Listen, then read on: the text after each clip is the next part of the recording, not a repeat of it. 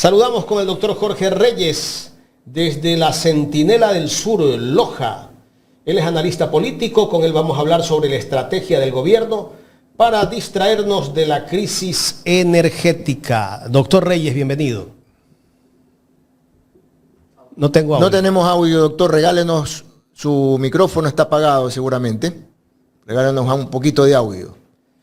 Salga y vuelva a entrar. Por favor, salga del link y vuelva a entrar, si es tan amable, porque parece que hay algún inconveniente sobre el particular. Pero bueno, hasta eso déjeme saludar, por favor, director.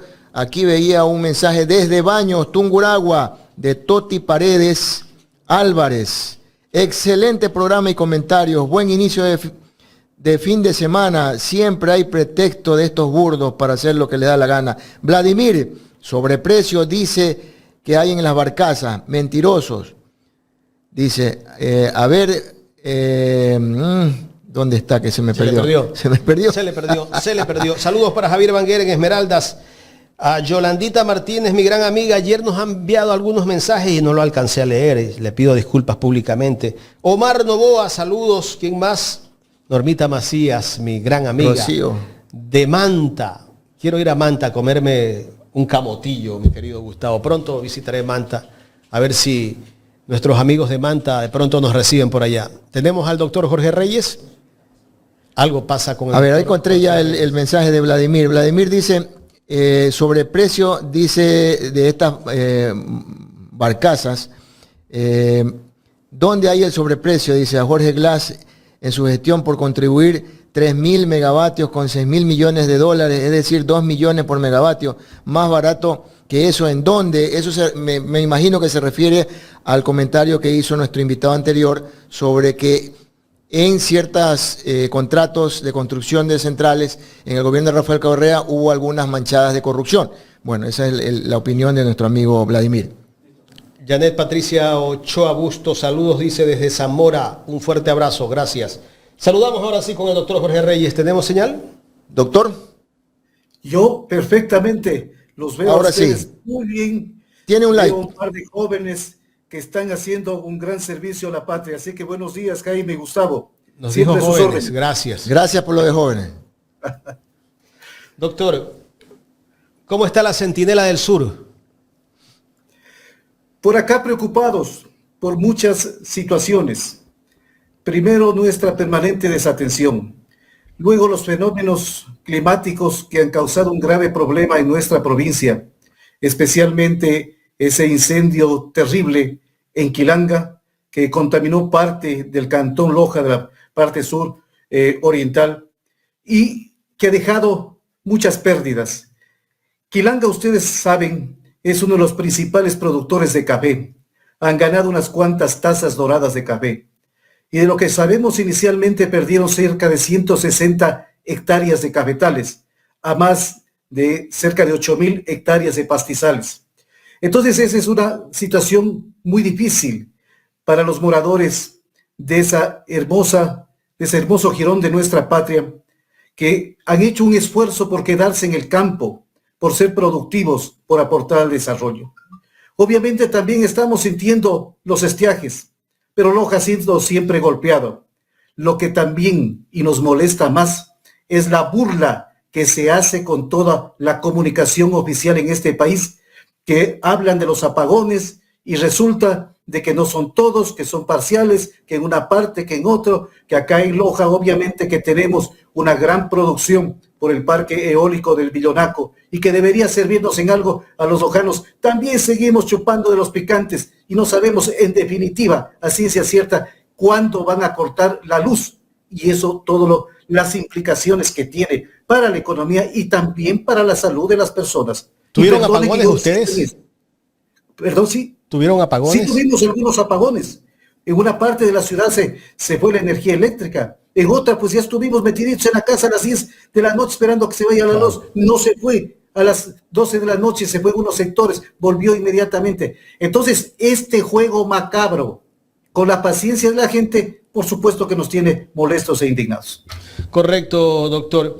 Doctor, el gobierno, para distraernos de todo lo que está viviendo este Ecuador, tiene estrategias de comunicación que empiezan desde sus vocerías, que son los grandes medios de comunicación. ¿Qué es lo que quiere hacer el gobierno? En este momento está distrayendo al pueblo de lo que está viviendo, de esta crisis que vive el Ecuador. ¿Qué es lo que pretenden hacer? Yo creo que lo que usted dice tiene razón, pero permítame ir un poquito más allá. En este país, que quizás no se lo lleve el diablo, hay propósitos tremendamente funestos. El primero, acabar con todo principio de ética y de moral. No sirve para nada actualmente. Todo lo que significa el dirigir el Estado, el responder por los bienes del Estado, el responder por la vida de las personas, por su tranquilidad, eso no sirve de nada. Es menos que un papel higiénico usado. Entonces estamos en esa situación. En segundo lugar, se trata de normalizar una situación para que todo el mundo diga, así mismo es, así tiene que pasar. Por último, es designio del Señor y hay que hacer caso. No, señor. Yo desde estos micrófonos digo, hay que combatir esa estrategia y no hay que perder la capacidad de asombro, porque si no, terminaremos simplemente agachando la cabeza y frente a un problema mirando hacia el lado. Y el otro asunto es de que llevan a un desgaste político, no solamente a los partidos de oposición, sino a un desgaste que tiene que ver con lo psicológico también, que es pelear con un gobierno indolente, que me parece que a propósito comete errores y hace lo que le da la santísima gana.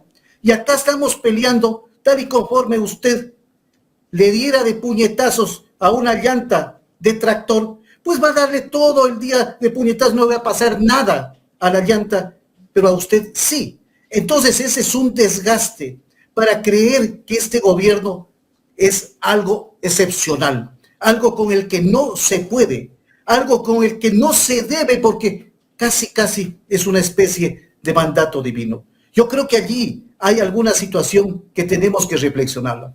Entonces, en medio de esta concepción, mi estimado Jaime, se utilizan situaciones espantosas. Por ejemplo, el uso doloso del poder que les confiere el Estado, el uso doloso del Estado en cuanto a la administración de justicia. ¿Para qué? Para hacer lo que les da la santísima gana. Le voy a poner unos poquísimos ejemplos. Último, reciente. ¿Qué es lo que sucede con el señor alcalde de Guayaquil? Él, en su justo derecho de defender la ciudad, entró en un proceso de exigencias para que le den un aval para obras fundamentales del Cantón Guayaquil. No para que le den plata, sino para que le den una firma que significa un aval soberano. Y de allí se cogieron y la respuesta, en lugar de ser una respuesta política de altura, de buscar la coordinación, salió aquello de las gasolineras. Y hoy, en este día, ¿de qué se habla? Precisamente del tema de las gasolineras clausuradas del alcalde. Entonces, ¿con eso qué se pretende? No, tú levantas la voz, aquí te caigo y te doy en la nuca con la utilización de las denuncias y con una sinergia digna de mejor suerte que hay con la Fiscalía en general. Vea usted, ya que nombré lo de la Fiscalía, ¿qué sucede con estas estrategias políticas? La fiscal renuncia al tiempo que le dieron para que siga con el libre curso de su embarazo y pronuncia algo que tiene que ver con el narcojuicio. E inmediatamente, yo lo decía en un programa anterior, aquí la guerra cognitiva por captar las mentes de los ecuatorianos, surge la estrategia. Que quienes se opongan a defender a la fiscal o quienes son los que la atacan y quieren la fiscalización de la fiscal, son los narcotraficantes, los relacionados con los narcotraficantes, etc. Cuando sabemos que la narcobanana está de moda. Entonces usted puede darse cuenta con esa estrategia de descalificación. Presentan ahora, ya le preguntó Alberto Acosta, sobre el tema de las bases militares en nuestro país. Y desde ya están en redes sociales. Todos los que se opongan a eso son narcotraficantes. Son instrumentos del narcotráfico, son cooptados por el narcotraficante. Es eso igual que lo hicieron hace mucho tiempo atrás, cuando nos levantamos mucha gente para apoyar la salida de la base de Manta de los Estados Unidos son los terroristas, son los insurgentes, son los esbirros, son los relacionados con las FARC en nuestro país. Usted puede ver una serie de situaciones que llegan a lo más bochornoso. Existen consejos provinciales, municipios que están reclamando legítimamente sus derechos. Entonces sale el señor, al que el doctor Malú le ha puesto un mote muy interesante, y dice, muy bien, no vamos a apoyarles a aquellos que nos están combatiendo. Ñoño creo que le dice alguna cosa así de ese personaje cómico que existía. Entonces, mire, se utiliza el poder para perseguir a la gente. Se utiliza el poder para descalificar a la gente. Se utiliza el poder para el chantaje. Vea, en esto a propósito del ministro, que está mansito, usted decía hace un rato, y que entonces dice que les van a ayudar a los municipios. Pero un día anterior salió la señora ministra del Ambiente y dijo que van a estar ellos permanentemente vigilantes si los municipios cumplen o no con la entrega del agua potable. Vea, todo esto se resume en algo. Desde el primer día en que el candidato del Estado o el candidato de gobierno, Noboa, asumió la presidencia de la República, todas sus acciones han ido encaminadas a trabajar para su reelección. Y esto es lo que tenemos que caer en cuenta. Y se lo digo indignado, porque no podemos nosotros legitimar ni hacernos los tontos de soslayo mirar las cosas cuando se utilizan todos los recursos del Estado, la política del Estado, se violentan incluso disposiciones legales, se llega a este extremo que quiere llegar con la vicepresidenta para lograr un objetivo político de interés personal o de un pequeño grupo de esa plutocracia que está gobernando el Ecuador. Entonces tenemos que reflexionar en algo de dónde está el tema de la ética y de la moral, convertida en un instrumento que no sirve de nada, porque frente a eso están otros intereses más poderosos. Aquí vivimos la política de que el fin justifica los medios, el fin de quien está empeñado en su reelección y los medios, que es el sacrificio de miles y miles de ecuatorianos y ecuatorianas. Ahora, el presidente de la República, todo el que le contradice o a todas las personas que denuncian situaciones indebidas dentro del sector público, me refiero al caso del ingeniero Almeida de Petroecuador, lo están persiguiendo también. O sea, ya nadie casi puede denunciar nada en este momento, porque el que denuncia algo es perseguido. ¿Hacia dónde nos quiere llevar este presidente que tenemos, doctor? Estamos viviendo en una dictadura disfrazada de régimen constitucional y legal. No se puede entender de otra manera. A propósito, mi solidaridad con el valiente dirigente David Almeida, y que siga adelante, que no lo quiebren estas cuestiones. Pero allí está un ejemplo muy efectivo de lo que se está haciendo. El que levanta la voz para denunciar algo es materia de persecución. Y si no hay elementos para perseguirlo, pues se lo inventan, como sea, pero hay que justificar. Y allí usted topa otro asunto.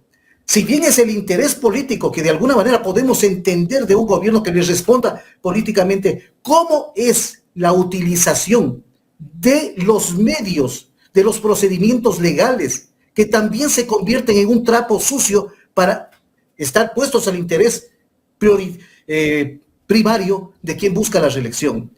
Y así usted va a encontrar alcalde que se levanta a protestar, alcalde que le van a ir dando y le van a buscar cualquier cosa. Aquí hay una verdad. Mire, no es que el presidente San Pedro es el culpable porque no le hace caso al decreto presidencial del presidente que haga llover. No, nadie dice esa situación. Lo que sí muchos municipios ponen por delante de que hay estaciones de bombeo que funcionan con luz eléctrica, que están haciéndonos pagar a todos los ecuatorianos por ese servicio de luz eléctrica, a más del servicio de agua potable, que si les cortan el suministro, obviamente van a tener dificultades. Entonces, cuando dicen eso, ya se ponen inmediatamente a la defensiva y lanzan amenazas. Este no es un juego democrático, es un juego de una dictadura disfrazada que tiene situaciones terribles que van, ojo, mucho más allá del interés personal de quien busca la reelección y que tienen que ver posiblemente con el interés del país de origen de quien gobierne nuestra patria. Doctor, la última de mi parte para que venga mi compañero Gustavo Jiménez. ¿Qué criterio, qué lectura darle a esa persecución desplegada hacia la vicepresidenta Verónica Abad, que ahora la tienen en Turquía? Bueno, esa es una barbaridad. Es una barbaridad que muestra, en primer lugar, el miedo que tiene el gobierno, la debilidad política de que tiene el gobierno. Lo más práctico, mandarla en el ostracismo, que esté por allá sin hacer nada. Pero resulta que le salió respondona. Siempre habrá que recordarle a la ciudadanía que la vicepresidenta fue puesta por el señor Noboa. Él la escogió. Que la haya escogido cuando no pensaba ni siquiera ser presidente de la República es otra cosa. Pero hay situaciones muy graves. Y yo voy por el lado de la quiebra de la institucionalidad. Vea, esa persecución parte de un hecho de degradarla. Yo sostengo de que a una vicepresidenta, el ponerla bajo la orden de la canciller significa desconocer su rol, la majestad de quien es la única que puede legalmente reemplazar al vicepresidente, a base de que no estuviera presente ella. Entonces, allí usted ve estas cosas. Luego que se quiera instaurar un proceso administrativo contra toda lógica, contra todo procedimiento, ignorando disposiciones legales que no le permiten aplicárselas a ella y queriendo sembrar un precedente el más funesto que puede existir en el país, de que con un sumario administrativo, por ejemplo, se pueda sacar a cualquier concejal o algún alcalde o un prefecto. No puede ser eso. Hay formas especiales del procedimiento. ¿Pero qué es en el fondo lo que quieren hacer? Aquello de mantenerla ocupada, de iniciar un proceso sumario, con eso suspenderla hasta que pasen las elecciones, y después de eso aquí no ha sucedido absolutamente nada. Y esa es una muestrita de lo que significa la institucionalidad, el poder del Estado puesto al servicio personal de una persona, digamos, o de un grupo. Y esto es lo que está matando la democracia en nuestro país. Doctor Reyes, buenos días. Buenos días, Gustavo. Y yo creo que no solamente está matando la democracia, ya le voy a topar ese tema. Permítame primero, por favor, agradecerle a todas nuestras amigas y amigos que colaboran con nosotros. Ellos son nuestros auspiciantes, nuestros verdaderos auspiciantes. Como por ejemplo el caso de Cecilia Molina, quien ha hecho un aporte. Miguel Machuca también ha hecho un buen aporte. El Nick Gritos y Voces del Silencio también ha hecho un aporte. 2 aportes ha hecho Gritos y Voces del Silencio. Y también pues a los amigos que nos están dando los likes. Ya superamos los 1000 y pico de likes, pero todavía nos faltan. Debemos llegar a 1500 likes, ¿verdad? Para poder conseguir un mayor alcance.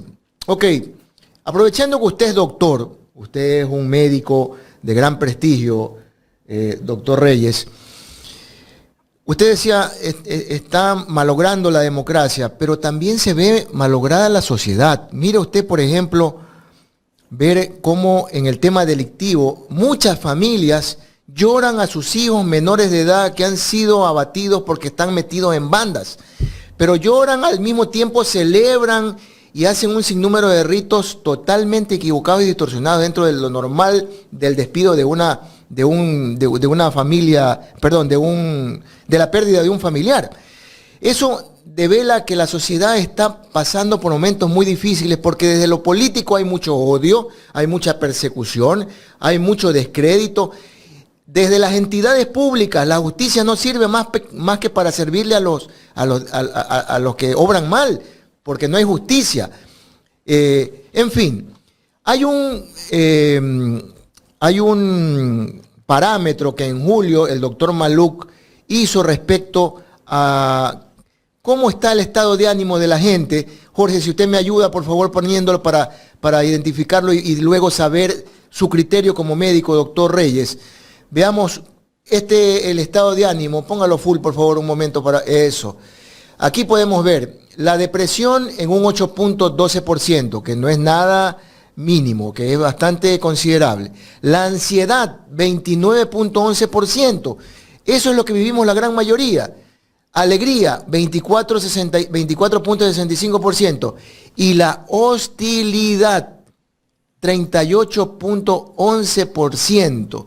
¿Cómo usted puede interpretar estas cifras, mi estimado doctor? Muchas gracias, Jaime, por su comentario. Yo soy doctor en medicina y cirugía y tengo mis estudios de maestría y otros en salud pública. A eso he dedicado mi vida. Si le vuelve a poner en toda la pantalla la gráfica. Póngale el gráfico full. Para poder, a ver, vea usted, la cuarta parte de la población dice estar alegre, es decir, optimista, alegre, contento. Pero vea usted, por ejemplo, cuando dice molesto, enfadado, enojado, irritado, apagado, melancólico, triste, etc. Es decir, usted puede concluir que las 3/4 partes de nuestra población viven una situación completamente irregular y que es la causa de muchas cosas. Voy a explicarlo brevemente. Podemos quitarle ya al doctor, por favor, gracias. ¿Qué es lo que sucede, mi querido Gustavo? Si usted vive una permanente intranquilidad, si usted vive ansioso, si usted tiene temor, si usted cuando va por la calle se regresa a ver a uno a otro lado y viene una moto y ya no sabe qué es lo que le va a pasar, todo ese estado lo enferma a la persona. Es decir, comienza a somatizar esa persona. ¿Qué significa eso? Que comienzan las gastritis, que comienzan las colitis, que comienzan los dolores articulares, etcétera, etcétera, cosas. Es decir, la enfermedad psíquica o la percepción psíquica se convierte en enfermedad somática. El corazón, por ejemplo. Y luego cuando se instalan estas enfermedades, vuelve a agravarse más el cuadro psicológico y vivimos en un estrés. Hay cientos de estudios que demuestran que el aparecimiento del cáncer tiene directa relación con el estrés que se vive por las personas. Cientos de estudios que demuestran que las enfermedades coronarias tienen una íntima relación con el estado de ánimo, de estrés de las personas. Y hay que decirlo también, cientos de estudios que en estos momentos dan cuenta de algo terrible de la sociedad. Han aumentado los suicidios, todos los intentos autolíticos. Han aumentado el tema de la depresión y en jóvenes. Son jóvenes depresivos, ansiosos. Y vivimos también un momento de violencia, como se lo vio en la gráfica. ¿Qué significa eso? Que usted va por la calle, a lo mejor maneja su carro, viene alguien, le hace una mala jugada, usted reclama y se baja y lo quieren golpear. Es decir, es un nivel de violencia que se vive. Y es que esa violencia es la que traduce lo que tenemos adentro, que es temor. Entonces a cualquiera lo vemos como un enemigo. A eso están conduciendo a la sociedad, a algo violento que después no van a poder controlar por más bases que quieran traer aquí en el Ecuador, que no sirven de nada. Entonces la sociedad se está enfermando. Si a eso le suma que usted tiene un sistema de salud que está colapsado, que no hay turnos para que lo atiendan en los hospitales, que si logra un turno, tampoco le dan una medicina adecuada, sino el paracetamol para arriba y por abajo. Que usted necesita urgentemente un turno para un examen de gabinete especializado y que dice vuelva después de 6 meses. Entonces, ¿qué es lo que sucede? ¿Cuál es la salida? Estamos acorralados. O el simple hecho, no nos habla el gobierno. O simple hecho, doctor, de recibir esa información de que el seguro social puede desaparecer y que tiene que ser privatizado porque si no después va a colapsar. Eso intranquiliza a todos los afiliados.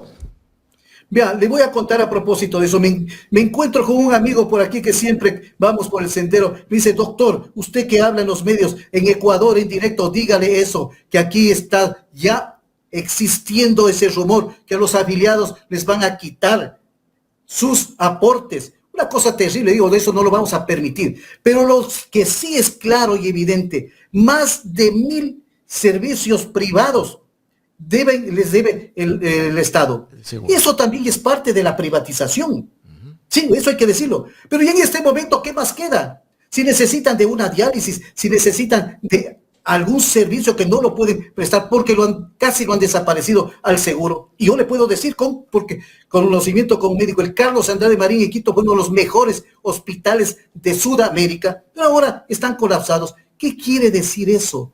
Que no les importe el dolor, la necesidad de las personas y que con tal de hacer salir sapos, cucarachas y salamanquejas del seguro para decir que no vale, lo que buscan en el fondo es privatizarlo. Entonces todo esto genera una crisis de salud pública de implicaciones muy grandes. No las podríamos cuantificar. El gasto de bolsillo se ha cuadruplicado aquí en nuestro país, haciendo más pobre a la gente que se ve obligada a pedir prestado, a endeudarse, a vender lo que más puede para tener acceso a una medicina que a veces no le es ni siquiera provechosa porque no le cubre todo un esquema de tratamiento. Doctor, entonces, lo que debemos escuchar los electores en la próxima campaña electoral, ¿debe ser un tema importante, por ejemplo, el tema de la salud mental? Tiene que ser el tema de la salud en general y el tema de la salud mental en particular. De estas cosas tenemos que hablar en la campaña, de estas cosas fundamentales, de un sistema educativo que también ha sido impactado, de esos niños que no pueden ingresar a las escuelas y que quedan a merced de una serie de pillos de la mafia. Tenemos que hablar de los problemas de la seguridad social que ya lo hemos topado, pero no con esos protervos intereses de ver cómo se lleva a una institución que tienen activos casi el 50% del Producto Interno Bruto de nuestro país. De estas son las cosas fundamentales que queremos hablar y no de los viajes a la Yunay del ciudadano norteamericano que nos gobierna y otras acciones que nos tienen en su agenda embobados discutiendo mientras los problemas fundamentales tratan de echarles tierra, como ustedes lo comenzaron diciendo en esta entrevista. Pero aquí, Jaime y doctor Reyes, aquí el mensaje que han colocado en las mentes de la población es que el país es un país un poco más miserable, que no tiene nada, ¿ya? Pero sí regalan el sector minero, regalan el petróleo ecuatoriano, venden nuestro oro, ¿verdad? O sea, van a regalar nuestras Galápagos a una base militar que es lo que no entiendo, patrimonio de la humanidad, y nadie dice nada todavía. Claro, no se ha definido que la base va a ir allá, pero todo el mundo ya se ha enterado de que la intención de los Estados Unidos es poner la base en las Islas Galápagos para destruirla prácticamente. Pero en fin, la realidad es que nos han metido en la cabeza de muchísimos ecuatorianos que el país no da más. Efectivamente, como lo dije al inicio, están tratando de normalizar esa situación. Ya no da más, ya no hay cómo hacer más, ya se ha hecho todo lo posible, la culpa es de San Pedro, la culpa es de cualquier otra cosa, menos de quienes están llevando en peso el país. Entonces no perdamos la capacidad de asombro ecuatorianos. El hecho de que no pueda ir la gente a los hospitales no significa que siempre haya sido así. Hubo un periodo en donde la gente podía ir a los hospitales, en donde existían medicamentos, existían insumos. Yo creo que hubo una buena posibilidad, sí hubo muestras de que lo social se lo había reivindicado. Sí hubieron buenos sistemas educativos, eso lo han desmantelado bajo el concepto de estos neoliberales criollos que no entienden ni siquiera lo que es la política internacional, de aquello que quieren acabar el Estado ecuatoriano, acabar el país. Y cuando no tengan Estado, ¿qué los defienda? ¿Qué? Esa es la pregunta, ¿qué? Porque aquí la pelea en el fondo, mis queridos amigos, es entre quienes quieren que el Ecuador sea simplemente un apéndice del capital monopólico internacional, de los poderes supranacionales, y nosotros, como usted, Gustavo, como usted, Jaime, como yo, y miles de ecuatorianos que creemos en este Estado-nación, que somos orgullosos de haber nacido en este país, de ser ecuatorianos, y que vamos a defender nuestra nacionalidad. Que esto signifique un modelo nacionalista de izquierda, sí, no importa, pero queremos nuestra identidad. Todo lo otro significan simples estrategias de engaño para seguir saqueando, así, con escritura pública, los bienes del Estado ecuatoriano. Doctor Jorge Reyes, queremos agradecerle por su tiempo. Muchas gracias. Gracias a ustedes, y no se olviden, ustedes son mis invitados, tenemos que tenerlos por acá para hacer desde acá, desde Loja, desde la Centinela sin relevo de la ecuatorianidad, un programa que llegue a todo el Ecuador y a todos los lojanos que estamos en todo lado. No ven que somos medios judíos errantes, lojano pata caliente, entonces vamos a tener como siempre una gran aceptación, una gran sintonía. Gracias. Que pasen un hermoso fin de semana. Gracias, le tomo Muy la amable. palabra. En cualquier momento estaremos por Loja. Muy amable al doctor Jorge Reyes. Jorge Reyes, analista político,